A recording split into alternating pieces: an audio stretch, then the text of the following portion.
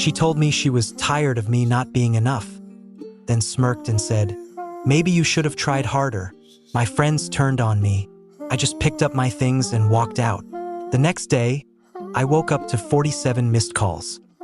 The night wasn't supposed to end like that. It started like any other Friday, a lazy evening after a long week of work. Jenna and I had been together for 3 years, long enough to think we'd figured each other out. There was a rhythm to our relationship, a kind of comfortable lull we both enjoyed. But somewhere, in the last few months, that rhythm had started to fade, that I'd been noticing the small signs. The half-hearted smiles, the nights spent apart, the subtle excuses. She was always busy, always tired, but I never wanted to admit it, at least not to myself. I convinced myself that we were just going through a phase. We'd come out of it. That's what I kept telling myself. But now, sitting on the couch, the air between us felt different. Something was off in the way she held herself. It wasn't the familiar, affectionate posture I'd grown used to. It was more guarded, distant. I could feel the walls going up, brick by brick, and the more I tried to push through them, the harder it became. And then she said it. "I need to tell you something," she said. Her voice unusually calm that I felt my stomach tighten. There was something in her eyes that I didn't like, something that sent a wave of panic rushing through me. I could tell this wasn't just an argument or a miscommunication. This was different. This felt like the moment everything changed. "What is it?" I asked, trying to keep my voice steady. Her lips curved into a thin, almost mocking smile. "I cheated on you." Couldn't breathe. I didn't say anything at first. The words bounced around in my brain, but none of them came out. I just stared at her, as though waiting for some kind of explanation, as if this couldn't possibly be real. Maybe I heard wrong? Maybe I misunderstood. She didn't give me a chance to respond. Her voice was casual, detached, like we were discussing the weather or a minor inconvenience. "I needed someone who could give me what you couldn't," she continued, her gaze never leaving mine. "You stopped being enough for me. You were always so predictable." Her words stung like a slap to the face, but I couldn't find my voice. My mind was racing through a million scenarios, trying to piece together what had happened in the last few months. Why I hadn't seen it coming, why I hadn't noticed the shift. "What do you mean?" I finally managed to say, barely above a whisper. My throat felt tight, constricted. I needed air, but I couldn't seem to get enough.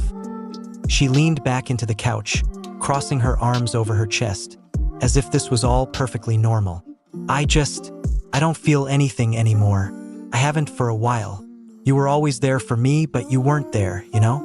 I needed someone who could make me feel alive again. Someone who wasn't just stuck in the same boring routine we've been living in for months." The words kept coming, like poison, slow and steady, seeping into my skin. Each one felt like a jab, a reminder that I hadn't been good enough. I had spent all this time trying to make things work, trying to keep her happy, but I never realized that it wasn't about me at all. It wasn't about what I could do or how much I tried. It was about what she needed, and I wasn't it. A wave of heat rushed to my head, my chest tightening with a mixture of anger and hurt. I opened my mouth to speak, but she beat me to it. "I don't want to hurt you," she said, her eyes softening for the briefest moment. "But it's the truth, and I'm tired of pretending." My hands clenched into fists at my sides. The anger was starting to rise, but I didn't let it out. I had to stay calm. I had to make sense of this, even if it didn't make any sense at all. "So that's it? You just cheated on me? For what?"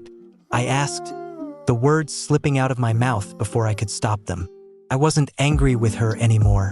I was angry at myself for not seeing the signs sooner, for giving so much and getting so little in return.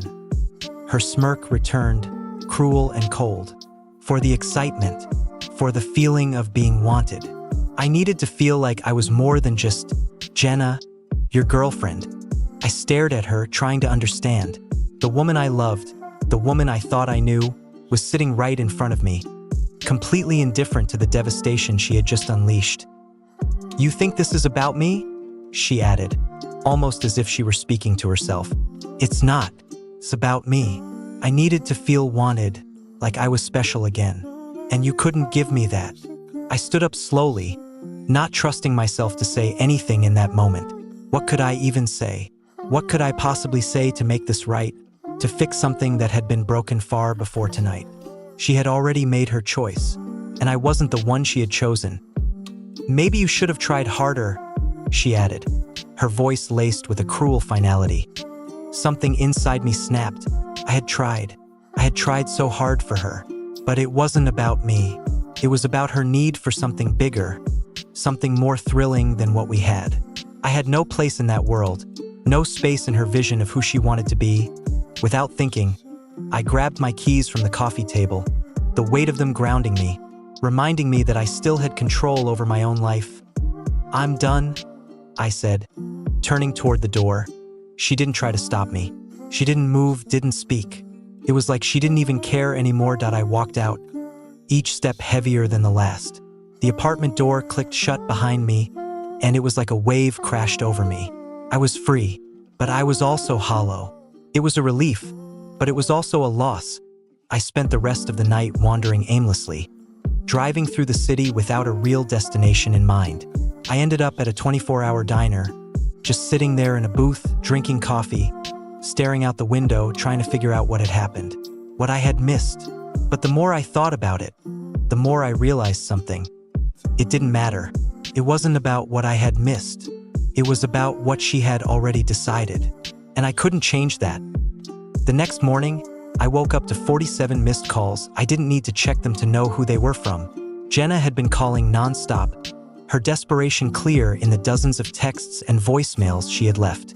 The first one came through at 6 a.m., a broken message. Why aren't you answering me? Please, we need to talk. I'm sorry. Please come home. Then the texts started pouring in. This isn't you. You don't leave without an explanation. We need to fix this. I didn't mean it like that.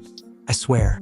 You're my everything. Please just listen. By noon, my phone was buzzing every 5 minutes. 32 missed calls. But I didn't answer. Instead, I just sat in silence, looking at the screen. I was tempted to pick up the phone, to hear her voice, to hear her apologize. Part of me wanted to go back, to fix things, but I knew deep down that it wasn't about fixing.